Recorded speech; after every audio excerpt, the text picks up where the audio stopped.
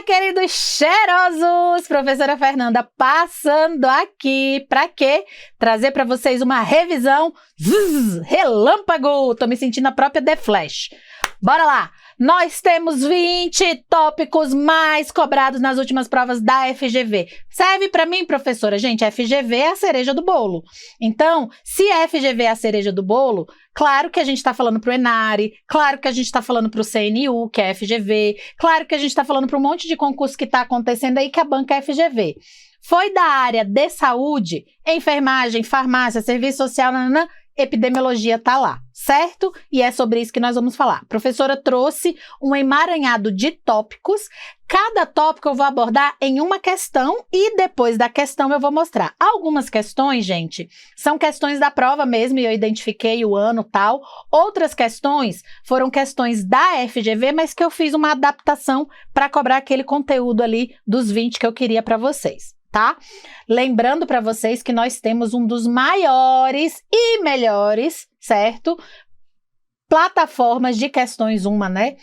Aqui. Então, o Gran Questões. Não deixa de olhar, sabendo que todas essas questões e muitas outras, inclusive organizadas em plano de estudos, você encontra lá na nossa plataforma Gran Questões. Olha só, na sua tela, epidemiologia para concursos, questões da FGV.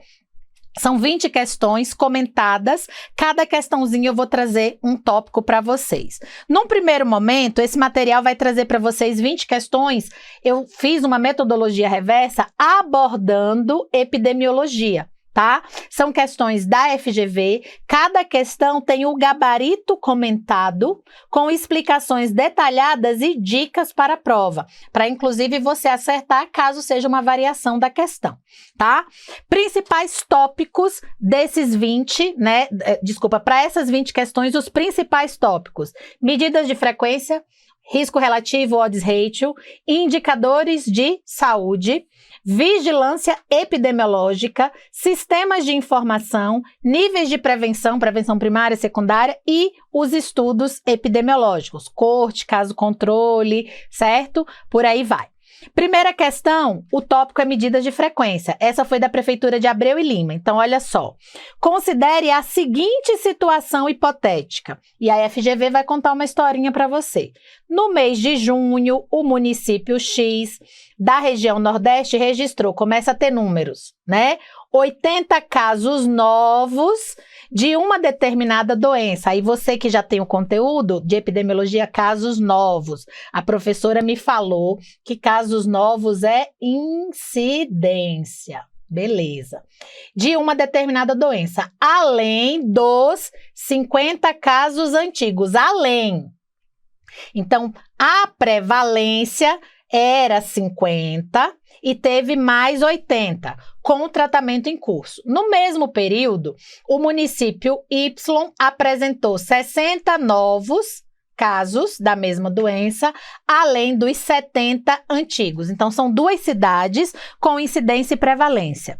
Com base nesses dados, pode-se afirmar que no mês de junho, o município X teve uma incidência maior da doença.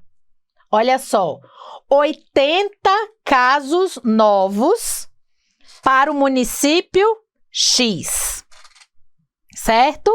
E o município Y, 60 casos novos. 80 para 60, essa me parece uma correta. Beleza, no mês de junho. O município Y teve uma prevalência maior da doença. 80 com 50, não, desculpa, 80 para 70, X está maior. Aí vamos ler a letra C. O município X teve uma incidência menor. Ó, o município X teve 80 e o município Y teve 60. Então, não tem uma incidência menor. Porém, a prevalência foi maior que a do município Y. Prevalência 70, também não. O município Y apresentou incidência e prevalência maiores que o município X. Incidência 80, prevalência 50. Aí tá dando 130.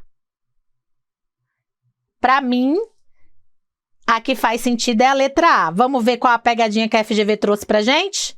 Considere a seguinte questão. Aí a gente tem aqui, no mês de junho, é porque eu li A, B, C, aí aqui ficou a letra E. O município X apresentou incidência e prevalência maiores que o município X. Maiores? Não, também não. Então, vamos lá. Olha só, letra B, o município Y teve uma prevalência maior da doença. Incidência é casos novos. Então, perceba que no município X, você teve aqui uma incidência de 80 casos. E o município Y teve 60 casos. Então, na incidência, X foi maior incidência. Prevalência significa, ó a pegadinha da FGV, a prevalência são novos mais antigos. Então, presta atenção, 80 mais 50 dá 130, 60 mais 70 dá 130. A prevalência em ambos os municípios foi igual. Qual é a alternativa que nos traz que a prevalência... a prevalência foi maior? Não. A prevalência foi maior? Não. A prevalência foi maior? Não. Incidência e prevalência maior? Não. Incidência e prevalência maior? Também não. Então, quando ele nos fala de prevalência, não tem essa alternativa. Quando ele fala de incidência, o município, olha de novo o gabarito, o município que teve maior incidência foi o município X. Veja a letra A. O município X teve uma incidência maior da doença. Então, o gabarito daqui é a letra A. Incidência de 80, incidência de 60. X está maior de incidência do que Y. A prevalência dos dois é igual. Por quê? Porque a prevalência é incidência mais casos antigos. Então, preste atenção que a prevalência dos dois é igual. Então, o gabarito correto aqui é letra A, certo? Incidência, casos novos. Prevalência, novos e antigos. Então, neste caso aqui, a prevalência foi igual para todos os municípios. Embora o gabarito da banca tenha sido letra B, certo? Ele só poderia ser gabarito letra A. E aí vem uma questão. Esse é o tipo de questão que você não pede anulação. Porque a única possível é a letra A. Todos os outros, porque a prevalência foi igual, tanto de A como de B, estariam errados o gabarito. Olha a segunda questãozinha. E esse termo, gente, incidência, prevalência, FGV cobra de trás para frente, de frente para trás. Entre os indicadores de saúde, a taxa de mortalidade infantil é considerada um dos mais sensíveis à situação de saúde e à condição social de uma população. Com relação à taxa de mortalidade infantil, a FGV pode te perguntar o cálculo, pode te perguntar como é que ela anda, o que é correto afirmar? Tem por numerador, que é o que vai em cima, o número de óbitos de crianças com idade inferior a 1 ano, não a 5 anos. Sofre grande influência da taxa de fecundidade? Gente, taxa de mortalidade infantil é número de óbitos de criança pelo número de nascidos vivos. Não tem a ver com taxa de fecundidade, que é filhos por mulher. As taxas mais elevadas do Brasil são encontradas nas unidades da federação com menor índice de desenvolvimento humano. Essa daqui eu colocaria um pontinho, porque faz sentido, tá? Aí vamos lá. Seu componente pós-neonatal tem maior influência dos fatores ambientais, sobretudo os de natureza nutricional e infecciosa. Pós-neonatal, gente, é pós o período de 28 dias. O que ele está dizendo é que quando a mortalidade infantil acontece nesse período pós-neonatal, a influência dos fatores do ambiente, principalmente a alimentação ou o acesso a infecções, é maior. Para mim, essa e essa eu ficaria olhando com calma. Em seu componente neonatal, que são os primeiros 28 dias, destacam-se anomalias congênitas, condição prevenível pela assistência adequada à gravidez e ao parto. Gente, nem toda anomalia congênita é prevenível numa adequada assistência à gravidez. Então, essa também vai embora. Então, foi embora a letra A, foi embora a letra B, foi embora a letra E. Fiquei com a C e com a D. Qual a pegadinha que a FGV preparou para vocês? Seu componente pós-neonatal tem maior influência, principalmente, gente, alimentação infantil e infecção. Tá? A taxa de mortalidade infantil é dividida em 2 componentes. O neonatal, que é até 28 dias, que é 27 dias, 23 horas e 59 minutos. E de 28 dias a 1 ano. Estão vendo que é até 1 ano, né? As principais causas no neonatal são fatores endógenos, anomalia congênita, sim, mas que não é prevenível com relação à assistência. Prematuridade, problema de parto e asfixia, que é falta de ar pré-natal. Componente pós-neonatal, fatores de fora, exógenos. Desnutrição, doenças infecciosas, por isso que é importante aleitamento materno e vacinação. Diarreia e pneumonia. O componente pós-neonatal reflete as condições socioeconômicas e ambientais, sendo mais sensível a intervenções de saúde pública, como saneamento básico, imunização e acesso à alimentação. Tá, professora, e por que a letra C não é a correta? A taxa mais elevada do Brasil são encontradas nas unidades da federação com menor IDH, tem maior associação, mas por incrível que pareça, eu tenho mortalidade infantil dividida de forma disforme com relação ao IDH brasileiro, tá?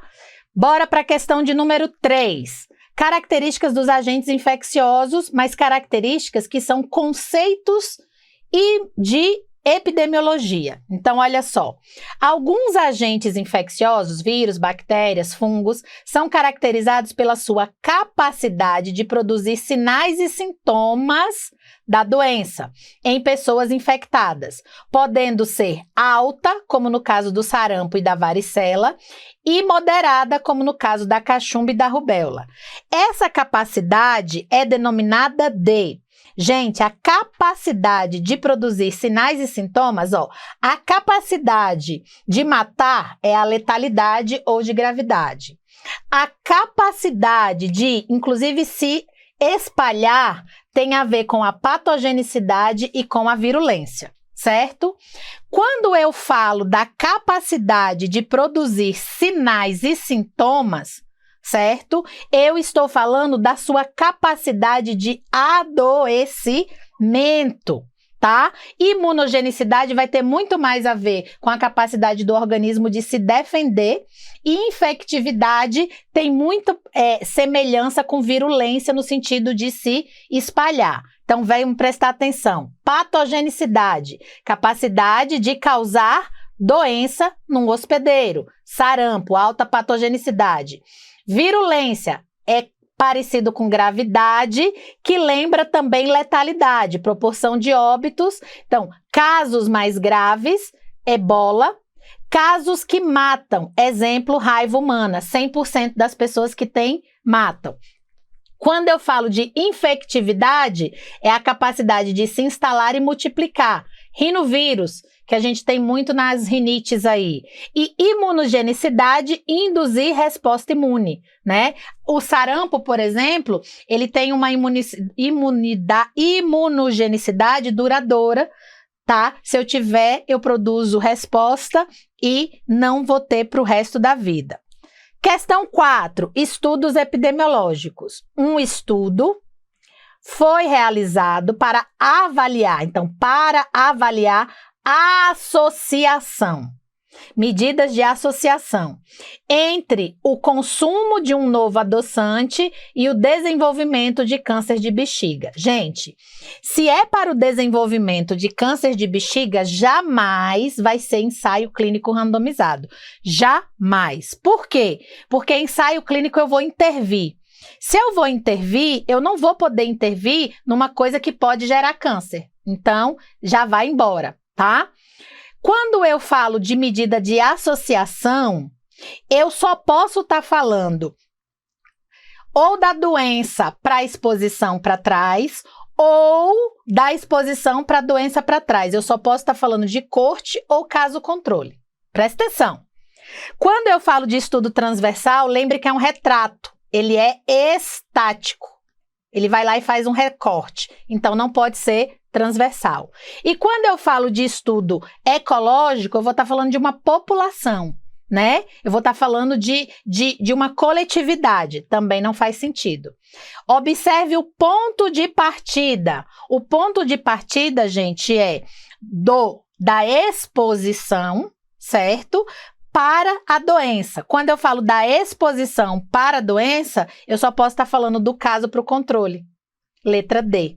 Se eu falar de corte, lembra que a maioria dos estudos de corte são do passado, que um dos problemas é o viés de memória, certo? Pode ter uma corte prospectiva. Pode ter, mas a maioria dos estudos de corte é para trás. Então, nós estamos falando de um estudo de caso-controlo. Um grupo de indivíduos com a doença e um grupo de indivíduos sem a doença. Investiga de forma retrospectiva a exposição até o risco, certo? Seleção, e ainda eu não li o resto, né? Foram selecionados 200 pacientes com diagnóstico recente de câncer de bexiga e 400 controles pareados por idade e sexo. Então, de uma forma ou de outra, controle doente. Eu só posso estar falando do caso controle, certo? Lembre-se que o transversal é no momento e lembre-se que o de corte, certo? Vai partir da exposição para a doença. Acompanha grupos expostos e não expostos. Combinado? Bora para frente. Vigilância. A FGV gosta de todas as vigilâncias, mas dos tópicos de epidemiologia e da vigilância epidemiológica só perde para vigilância sanitária. Assinale a opção que indica a principal finalidade da vigilância epidemiológica. Principal: prestar assistência médica aos doentes, promover educação em saúde, coletar e analisar dados para tomada de decisões, realizar controle de vetores, fiscalizar, isso aqui seria sanitária, essa poderia ser, mas não é a principal. Promover educação em saúde poderia ser, mas não é a principal. Prestar assistência médica ou assistência de saúde poderia ser, mas não é a principal, e a letra E, vigilância sanitária, tá? Então, olha só, ciclo da vigilância: coleta, análise, interpretação, recomendação de medidas, implementação de ações e avaliação. Dados importantes sobre informação. Cuidado com pegadinha de uma vigilância que tem vindo muito nos concursos, que é a vigilância em saúde ambiental, que também tem, né, esses dados e tal, mas ela vai falar do ambiente. E aí diferencia o conceito. Questão de número 6, prevenção. Nós temos as medidas de prevenção, segundo Livell e Clark, na História Natural das Doenças, de prevenção primária, secundária, terciária. Aí nós vamos ter, num outro conceito, o conceito de prevenção primordial, certo? Que é antes da pessoa ser exposta ao risco. E nós vamos ter a prevenção quaternária, que é evitar iatrogenias, e a quinquenária, que é garantir condições adequadas ao trabalhador. A realização de um programa de rastreamento de câncer de colo do útero por meio do exame Papa Nicolau, gente, primária e primordial é antes de acontecer a doença. Um programa de rastreamento, ele quer diagnosticar precocemente. Então, não pode ser primária, nem primordial, nem ações de promoção da saúde, que seria antes da doença acontecer. Então, eu tô ali, já tem a doença. Na prevenção secundária, eu falo exatamente de diagnóstico precoce, tratamento imediato. E na terciária, eu vou falar de reabilitação. Se eu quero rastrear, eu quero fazer diagnóstico precoce. Então, professor, o exame também da próstata, o exame também da mamografia. Prevenção secundária, diagnóstico precoce, tá? A prevenção secundária tem como objetivo a detecção precoce da doença. E aí, só para lembrar vocês, ó, primordial e primária, elas estão antes da doença acontecer. Estão vendo aqui? A doença aconteceu, aí eu tenho a secundária e a terciária, certo? A primária evita o surgimento, vacinação. A terciária reduz as complicações já instaladas, palavrinha reabilitação. A primordial são políticas públicas antes da exposição a fatores de risco. Beleza? Sétima, sistemas de informação. O queridinho, SINAM, sistema também de mortalidade, que é o SIM, e o SINASC de nascidos vivos, mas o SINAM, Sistema de Informação de Agravos e Notificação, tem como um dos seus objetivos, ele não está pedindo o principal, um dos seus, registrar nascidos vivos, esse é o SINASC. Registrar os óbitos, esse é o SIM, Sistema de Informação de Mortalidade. Notificar e investigar, ficha de notificação e investigação, os casos de doenças agravos de notificação compulsória. Autorizar internação hospitalar é a PAC, aqui é o Sistema de Informação Hospitalar. Controlar a distribuição de medicamentos de alto custo é o Sistema de Informação da parte da base da farmácia, tá? Então, o SINAM é que tem essa situação da vigilância epidemiológica. Aí, como eu disse para vocês, ó, informação de mortalidade, sim. SINASC, nascidos vivos.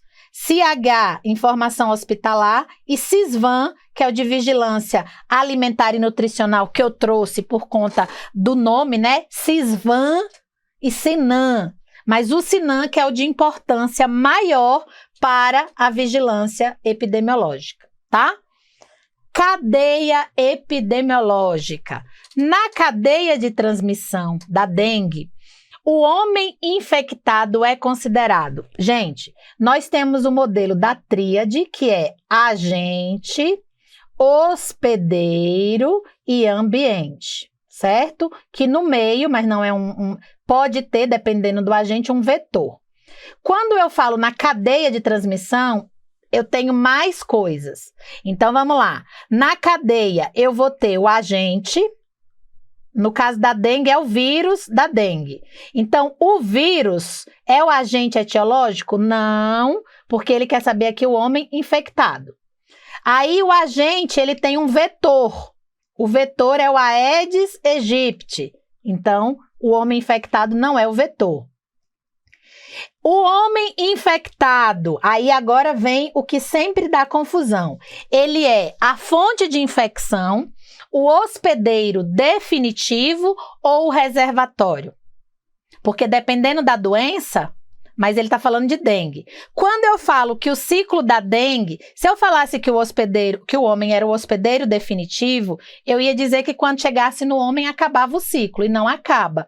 O ciclo da dengue, ele é homem, vetor, homem. Ou, né, no caso, por exemplo, dos macacos, primata, vetor, primata. Então, definitivo não é, porque a doença pode acontecer em outros. E aí, nós somos o reservatório ou a fonte de infecção? Nós ficamos com o vírus sempre, independente de qualquer coisa, reservando esse vírus. O vírus é nosso? Não. Nós somos a fonte de infecção. Se nós estivermos infectados, o vetor nos pica e leva para outra pessoa, certo? Então, preste atenção. Na cadeia, a fonte de infecção pode ser chamada ou não de pessoa infectada. Na cadeia da dengue, o homem é a principal fonte de infecção, mas não é o único.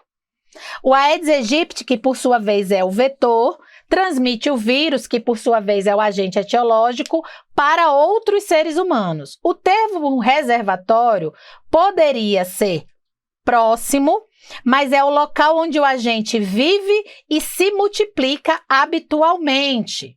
E aí, repare, no ciclo urbano é o próprio homem, mas não tem só o ciclo propriamente urbano, e é uma questão da FGV. A FGV, ela vai explorar diferentes sutis entre os elos da cadeia. A fonte de infecção é o indivíduo que elimina o agente, enquanto o reservatório é onde o agente vive e se multiplica, certo? Então, preste atenção sobre isso. Ele pode trazer sobre outras doenças. Tendências epidemiológicas. A situação das doenças transmissíveis no Brasil apresenta um quadro complexo, que pode ser resumido em 3 grandes tendências. Doenças transmissíveis com tendência descendente, doença que apresenta redução significativa de casos novos, principalmente devido a medidas de controle eficazes. Doenças transmissíveis com quadro de persistência, eu lembro das endemias. Persistência, doença que mantém nível de incidência relativamente estável, apesar das medidas de controle. E doenças transmissíveis emergentes e reemergentes, certo? Emergente e reemergente são doenças emergente novas ou reemergente que retornam após um período de controle, representando novos desafios à saúde pública. Aí ele vai e pergunta para você, uma doença transmissível, essa questão foi de 2015, tá? Com tendência descendente, ou seja, que tem medidas de controle, que tem diminuído o caso. Se você parar para pensar, no Brasil, quando a gente fala da malária, lá no norte, ela é de persistência, certo? No Brasil, quando a gente fala das doenças que têm vacina, certo? Elas tendem a ter medidas de controle, coqueluche, difteria, tétano e coqueluche e hepatite viral toda? Não, eu tenho vacina da hepatite B e tenho vacina da hepatite A. Professora, tuberculose. A tuberculose, dependendo da região do Brasil, ela é persistente, tem um número estável, ou ela é emergente, ou reemergente, tem tido aumento dos casos, certo? Leptospirose. A leptospirose, que é aquela do rato, ela tem um quadro, gente, sazonal, em períodos de chuvas ou de enchentes, que ela pode ser reemergente, ela volta, ou ela persiste, ela continua estável naquele período de chuvas. Então, eu só fiquei com a letra B e com a letra E. Quando eu falo de coqueluche e quando eu falo de hepatite viral, qual dessas duas eu ouço mais falar que tem casos? Até porque são 5 hepatites virais, A, B, C, D e E. Então, a tendência de eu ter mais controle descendente na cobertura vacinal é na coqueluche, certo? Considerando o impacto da vacinação. Então, o gabarito é coqueluche. Graças à ampla cobertura vacinal, nós temos uma tendência descendente. Malária e leptospirose, ou emergente ou reemergente em determinadas regiões, certo? Ou descendente, no caso ali que vai e volta. Tuberculose e hepatite viral tem quadro de persistência, mas também, dependendo da situação, vão poder trazer. Hoje, tá, gente? Percebam que ali é uma questão de 2015. Este é o quadro epidemiológico do Brasil até 2020. Perceba que hoje, se você for fazer uma prova, a tendência descendente, pólio, sarampo, tétano, difteria e coqueluche. O quadro de persistência, que inclusive está no Brasil Saudável, tuberculose, hanseníase, esquistossomose e hepatite viral. E o quadro de emergência ou reemergência, dengue, zika, chikungunya, febre amarela e malária. Malária, que para nós, inclusive, em alguns momentos, ela é considerada como persistente. como no norte do país, ok? Então, a gente fica aqui com o gabarito sendo letra B. 10ª questão, professora. Medida de associação. O estudo é de corte. Num estudo de corte, o risco de desenvolver uma doença entre os expostos a um fator de risco foi de 0,20, enquanto o risco entre os não expostos foi de 0,05.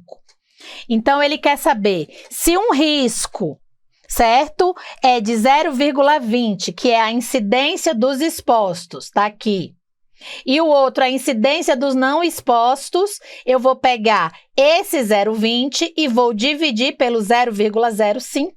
É isso que é o risco relativo, é um risco dos expostos dividido pelo risco dos não expostos, certo? Então, o risco relativo é quantas vezes o risco é maior ou menor entre os expostos. Você concorda que, presta atenção, 0,20 é 4 vezes maior que 0,05? 0,05 mais 0,05 dá 0,01. 0,01 mais 0,01 mais 4 vezes dá 0,020. Então, eu tenho 4, mas o cálculo é esse, 0,20 dividido por 0,05. 4 vezes mais chance. Certo? Outra coisa que a FGV gosta de explorar é isso aqui. Quando o risco relativo é maior que um fator de risco. Quando o risco relativo é igual a um fator neutro. Quando o risco é menor que um fator de proteção. Nesse caso, 4. Então, é um fator de risco. 11. Rastreamento de novo. E diagnóstico precoce. Só que lá a gente falava sobre níveis de prevenção, primária, secundária e terciária. Quando eu falo de rastreamento e diagnóstico precoce, vocês já lembraram que é nível de prevenção secundária. Um novo teste diagnóstico para uma doença rara foi desenvolvido. Em uma população de 1.000 pessoas, 100 tem a doença. Então, 10% tem a doença. E o teste foi positivo para 80% dos doentes. Então, olha só, de 100, 80 positivaram, de 100 que tiveram. E para 90% dos sadios. Então, de 900, que é o que não estejam doentes, 90 pessoas testaram positivo.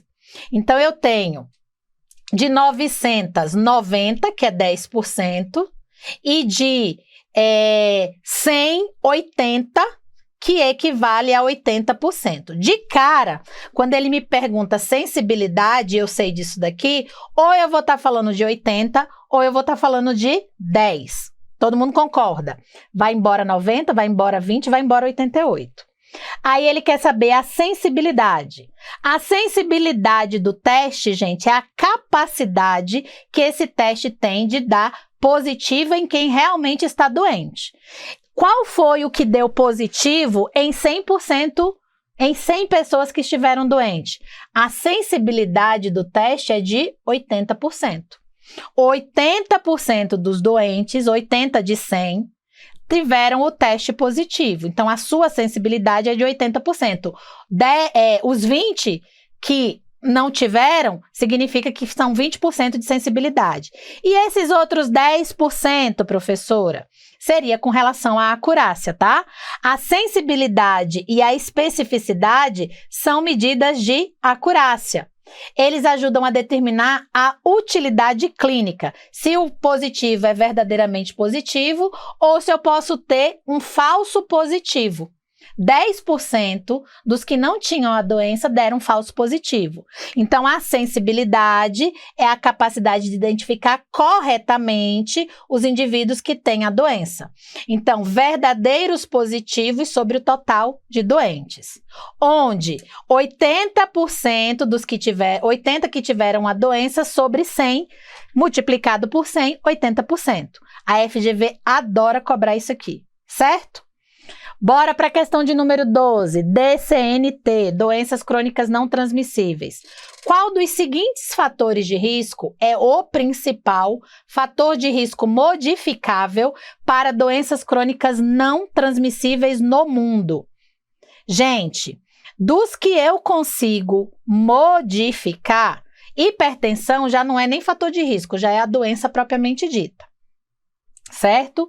Desses fatores, eu posso mudar tabagismo, sedentarismo, alimentação e obesidade? Posso. Mas qual que é, no mundo, hoje, o principal no mundo? Muda dependendo da população, tá certo?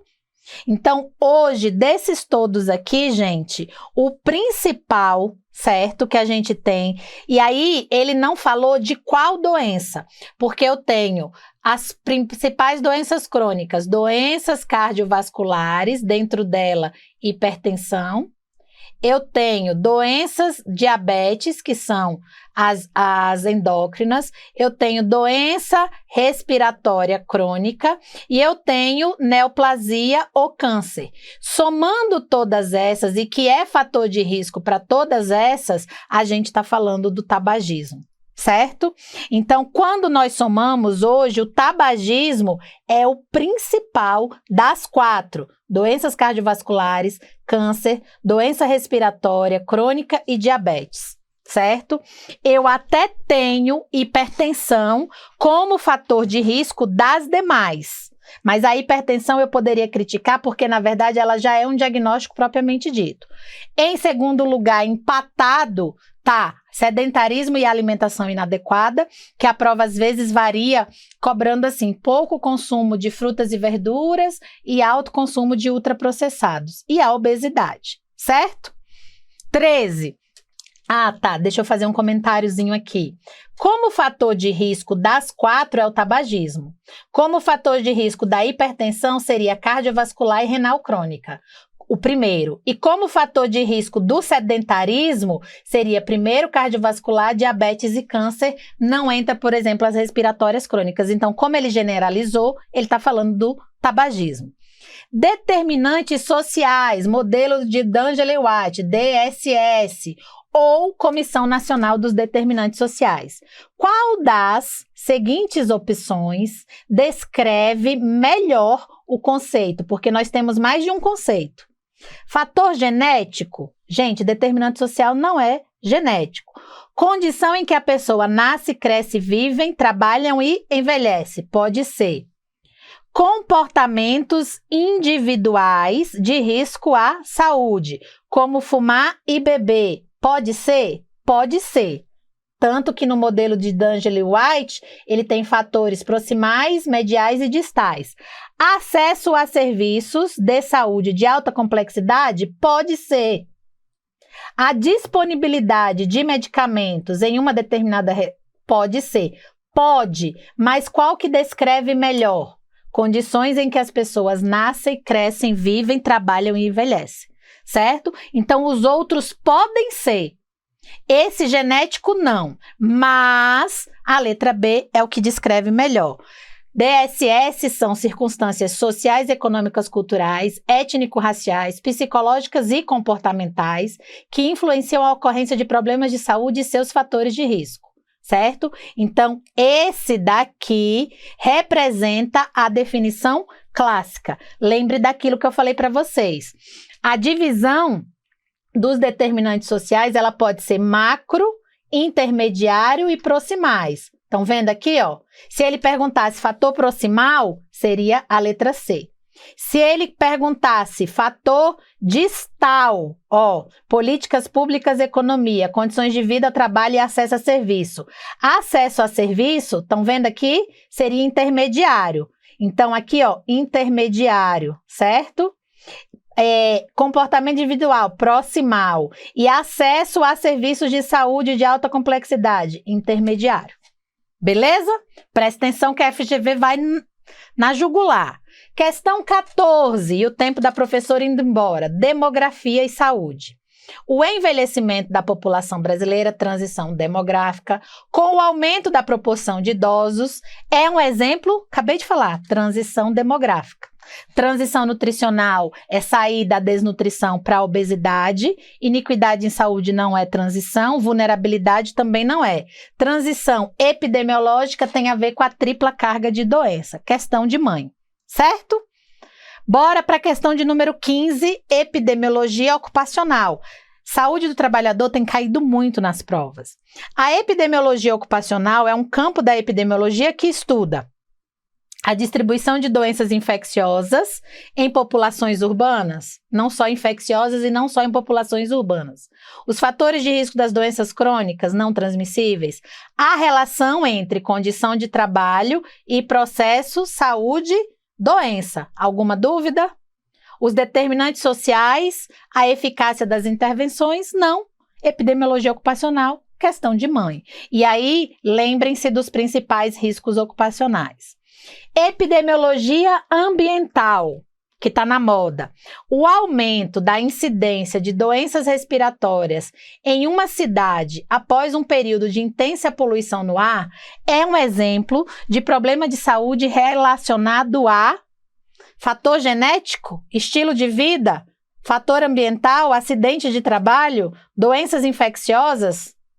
Nós estamos falando de fatores ambientais. Pode vir questão aqui também falando sobre aquecimento, sabe? Mudanças climáticas, tá? Então, lembrem principalmente das doenças crônicas respiratórias. Outros fatores ambientais, contaminação da água, agrotóxico e exposição a produtos químicos, radiação, ruídos e mudanças climáticas. 17, caminhando para o fim. Em uma distribuição normal, qual a porcentagem dos dados está contida no intervalo de mais ou menos um desvio padrão da média? O que ele está querendo dizer para nós aqui, gente? Entre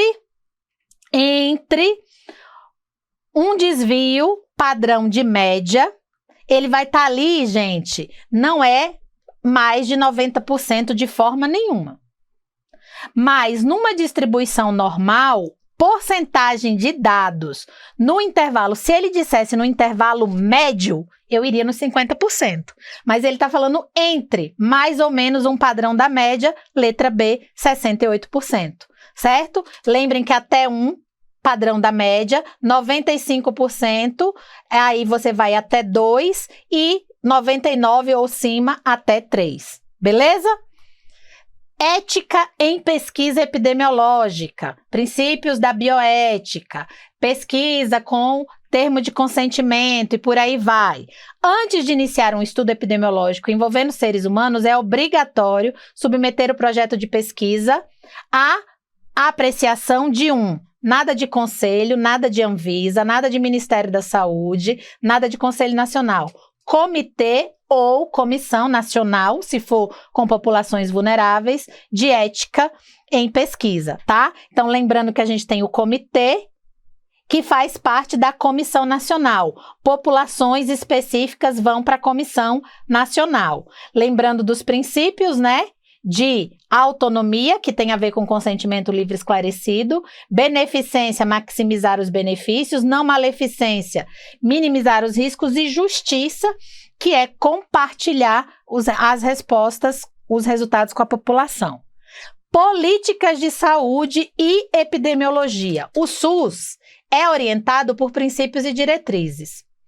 Qual dos seguintes opções não é um princípio, doutrinário? Universalidade, equidade e integralidade. Todos esses são, não é nenhum desses. Ele quer saber um que não é, mas que é princípio do SUS. Resolutividade é princípio da atenção primária, não é do SUS. Então, a gente tem a participação da comunidade, questãozinha de mãe, certo? Os princípios do SUS são classificados em doutrinários e organizacionais. Os princípios doutrinários, universalidade, equidade e integralidade, certo? Resolutividade é princípio da atenção primária, ok? Ele colocou gabarito E, mas não é, tá, gente? O gabarito aqui é letra D. Quando eu falo de participação da comunidade ou controle social, é princípio organizativo. Doenças de notificação, que também tem a ver com epidemiologia, é a última, mas é uma que é certa em todas as provas que ou epidemiologia ou vem notificação compulsória. Qual das seguintes doenças é de notificação compulsória imediata para as secretarias de saúde? Imediata, dengue só é notificação imediata se for óbito. Hepatites virais são de notificação semanal, certo? Aí eu vou ficar com tuberculose, hanseníase e sarampo. Tanto a tuberculose como a hanseníase, eu tenho uma semana para notificar porque eu preciso notificar com o resultado do exame. O sarampo, que inclusive está em risco aí de volta, não volta, volta, não volta, ele é de notificação compulsória imediata. É uma doença de notificação compulsória imediata devido ao seu alto potencial e também porque o Brasil está aí nas metas de eliminação. Exemplo das doenças que a FGV ama cobrar e que é de notificação imediata, as mais cobradas estatisticamente em prova: febre amarela, poliomielite, raiva, óbito por dengue e casos de Covid. Certo? Principais tópicos: medidas de frequência, principalmente incidência e prevalência, seguida por risco relativo e odds ratio. Tipos de estudos: transversal, caso controle, corte e ensaio clínico. Vigilância epidemiológica, sistema de informação e notificação. Epidemiologia das DCNTs, fator de risco e transição epidemiológica. Determinantes sociais, iniquidades e condições. Memorize as fórmulas básicas dos mais pedidos, conheça as vantagens e desvantagens dos principais estudos, estude os sistemas de informação, compreenda os princípios do SUS, isso é para tudo, com a relação com a epidemiologia, e pratique a interpretação dos dados. Aqui tem, principalmente galera que vai fazer FGV se for de alguma residência, como o Enare, os principais livros e sites que têm documentos atuais, tá certo? E alguns materiais que vocês podem, inclusive, baixar. Claro que o nosso aqui, né? Inclusive, todas as questões eu peguei na nossa plataforma de questões. Sem mais, para o momento, se eu puder ajudar, vocês já sabem onde me encontrar. Fórum de Dúvidas, professora Fernanda Feitosa, ou nas redes sociais, o meu Instagram é profa, bem baiano, PEPROFA.feitosa com S, certo? Um cheiro, bons estudos e a gente continua assim, ó. Eu e você, você e eu. Até a próxima!